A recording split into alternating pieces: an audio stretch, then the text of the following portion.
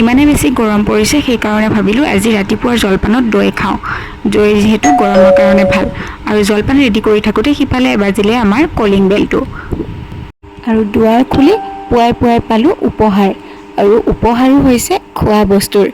নেওগৰ যদি খাদ্য ৰসিক হয় আৰু বনোৱাটো পাকৈত হয় তেনেহ'লে এনেদৰে খোৱা বস্তুৰ উপহাৰ মাজে মাজে পাই থকা যায়। আমিতো পায়েই থাকোঁ প্ৰায়, ভিডিঅ'হে কৰা নহয়, আজি বুলি ভিডিঅ' অকণমানো কৰি থওঁ। আমৰ ডিজাৰ্ট এটা দিলে, স্মুথি বুলিও ক'ব পাৰি, চেক বুলিও ক'ব পাৰি। আমৰ লগতে আৰু বিভিন্ন ধৰণৰ কিবা কিবিও দিছে, খাবলৈ যে কেনেকুৱা টেষ্টি।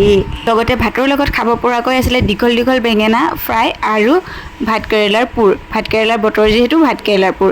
আপোনালোক কাৰ কাৰ বাৰু এনেকুৱা নেইবাৰ আছে যিয়ে আপোনালোকক মাজে মাজে এনেকৈ খাদ্য সম্ভাৰ উপহাৰ দি থাকে?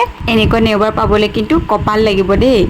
ইমান ধুনীয়া হৈছে আমৰ ডিজাৰ্টটো খাবলৈ। আগতেও এবাৰ দিছিলে, তেওঁলোকে খাই বহুত ভাল লগা বুলি কোৱাতে আকৌ এবাৰ দিছে। আজিলৈ আহিছোঁ, বাই।